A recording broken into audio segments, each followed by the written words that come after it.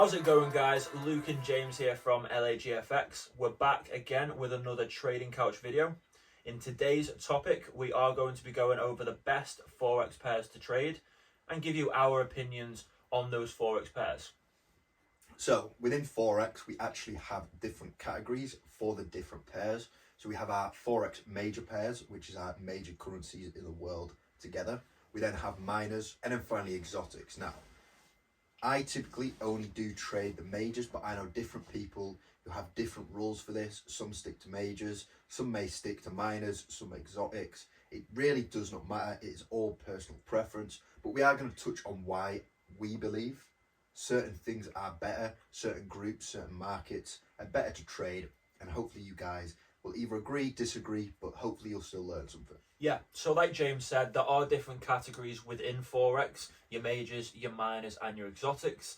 The majors include the following: so the US dollar, the AUD, which is your Australian dollar, the Japanese yen, the euro, and the Great British pound. Along with having different trading strategies, whether you're a technical trader or a fundamental trader, along with the time frames you use, so whether you're a scalper or an intraday trader, the same applies to the pairs that you actually trade. So like James said, people have specific pairs that they like to trade. Some will only trade one, some will trade them all, and some will just have their specific few. Now for me personally, I like to stick to the major pairs along with a few precious metals. Now that doesn't mean to say I don't touch on the exotics or the minor pairs.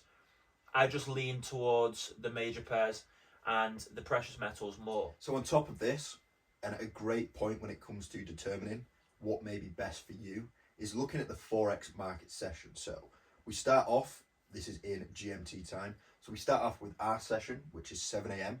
till 3 p.m. That is a London session. We then move to the New York session, which is 12 a.m. till 8 p.m.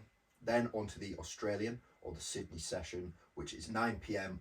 through till 5 a.m. And then finally the Tokyo session, which is 11 p.m.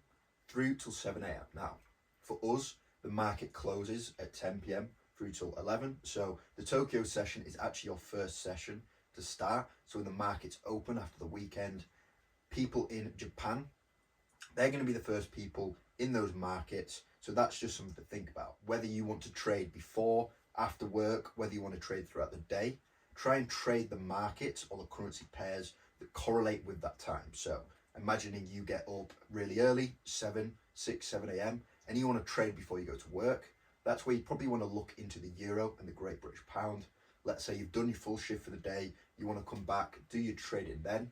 That's probably when you'd want to start looking at the US dollar and the Australian dollar. So that's just something to keep in mind. So now that we've spoken briefly on Forex pairs and time sessions, along with your minors, your majors, and your exotics, we're now going to ask ourselves a few questions to really break down our style of trading and what our preferences are within Forex. So the first question we have today is, do we have a favorite pair to trade? Now for me, I do. My favorite pair isn't actually a Forex pair, it's actually a precious metal. That one being XAU to USD, which is gold to the US dollar. Now, if we're talking in terms of Forex, my favorite pairs would be probably the Great British Pound pairs. More specific to that would be Great British Pound to US dollar and the Great British Pound to Japanese yen. Now, why? Well, because I am living in the UK and those are the most active pairs within my time session. So between the hours of 7 and 3 o'clock, I know that Great British Pound to Japanese yen and the Great British Pound to the US dollar are going to be somewhat more volatile than the other pairs. Now, the reason why XAU to USD is my favorite pair overall is down to the volatility. I am an intraday trader and I consider XAU USD to be one of the best pairs to trade for those large swings. If you look at the markets, you will see that when price moves, it moves quite vigorously and it does take large swings, either buying or selling. Now, this is just something I love to trade. I love to be able to enter in on a trade and hold it for a few hours, maximum the day, and then close my position, banking plenty of pips, plenty of profits, and plenty of percentage. Oh, that was a tongue twister. Christ. So now that I've said about the pairs that I prefer and the ones that I like to trade, over to you. What are your favourite pairs?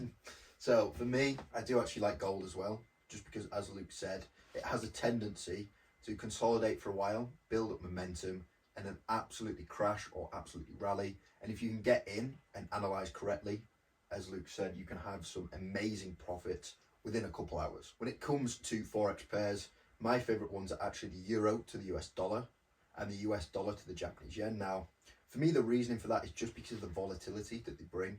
When I analyze these markets, I just find it easier to find setups, and the setups that I do find tend to play out more often than any other market. So for me, throughout my journey, it's just the two pairs that I've had the most success with, and I've always stuck with them. That's probably what you're going to find yourself when you're going through the markets, analysing, trading.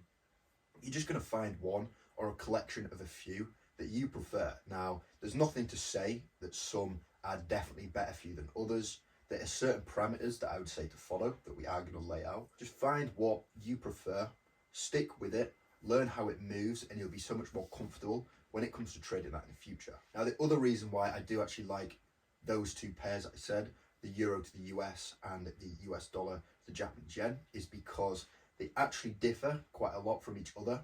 So because we have one as the quote, the US dollar as a quote on the first one, and then the US dollar as the base on the second one, it means that it gives me different trading opportunities to go for because those markets don't correlate that much.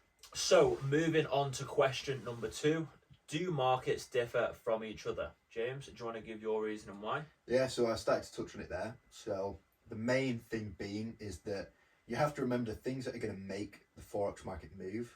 Of course, the main thing is your central banks and your institutions trading that market, but it's not that specific market that they'll be trading. It's the fact that they're either appreciating or depreciating a currency valuation. On top of that, we have fundamental news and other things going on in the economies of each nation that is going to affect that currency valuation. Now, we know that if the US dollar is to appreciate, it is going to do so in every single market. So if I use my examples again, I have the euro to the US dollar market. If the US dollar was to appreciate, that market would then end up moving down. As long as the euro wasn't fighting back against that and the euro stayed the same and our dollar appreciated, that means that the euro to US dollar market will go down. Now moving across the US dollar to Japanese yen, in that market, if the US dollar was to appreciate, that market's going to move up. So as I was saying before, why it's nice for me to trade those because they differ, because when one's going down, typically the other one is going up. So I don't have to have complements and positions that may clash. I can actually get in on the completely different side of the market on both pairs.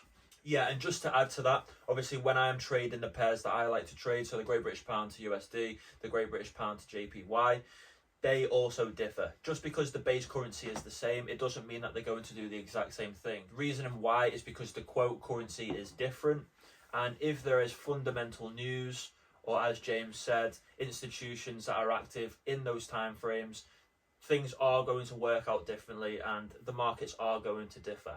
Now, to round off the video, the last question we have is, do markets correlate with each other? So we've gone through how they differ, but now we're going to actually speak upon how they can correlate and how markets can be pretty much similar. So when it comes to currency pairs correlating, there is actually two different ways that they can correlate. So to start off with, similar to what we said in the last question, if the US dollar was to appreciate, anything that has the US dollar as that base currency, we can expect all of those markets to more than likely appreciate at the same time. So if we were to look at US dollar to Japanese yen, US dollar to the Swiss franc, US dollar to anything else, if the dollar itself was to appreciate, we can therefore expect all of those markets to move up as well. Now, that doesn't mean that the nature of that rally is going to be the same in each market. There are going to be things that do differ in the structure, but overall, if we saw one move up by 1% in a day, we're typically going to see that other market do about the same. Now, the other type of correlation that we can see is things that don't revolve around the same currency. So for example, we know that the US oil is positively correlated with the Canadian dollar. So if we were to load up the oil chart, as well as a chart with the Canadian dollar's price over time, we'd see that the market structure within the both of these would be very similar. Similarly to this, we know that XAU or gold is also positively correlated with the Australian dollar. So same thing, load up the gold chart, load up the Australian dollar chart over time, look at the structure at both, put them together, and you'll find the correlation between those. So just to add to James's point, which was great, if we were to talk about the XAU to USD as well as Great British Pound to USD, if you see, fundamental news coming out that is typically bad, that is going to have a negative effect on the US dollar, you are more than likely going to see XAU USD rise as well as your Great British Pound to USD. The reason why is because your base currencies are gold and the other base currency is the Great British Pound. Your quote currency is the US dollar in both of these pairs, and with the fundamentals having a negative impact on the US dollar, you can expect those two pairs to be on the up. Now, if the US dollar was the base currency and you had news that was negatively impacting the US dollar, you would actually see the markets go down, and this is because the US dollar is the base currency in that pair. So that brings us to the end of the questions. We hope you guys have enjoyed and taken away the information we provided. So just a reminder, when you go to pick certain currency pairs or markets that you want to trade, fit it around your schedule, making sure that you are trading pairs or currencies that are in the active market session.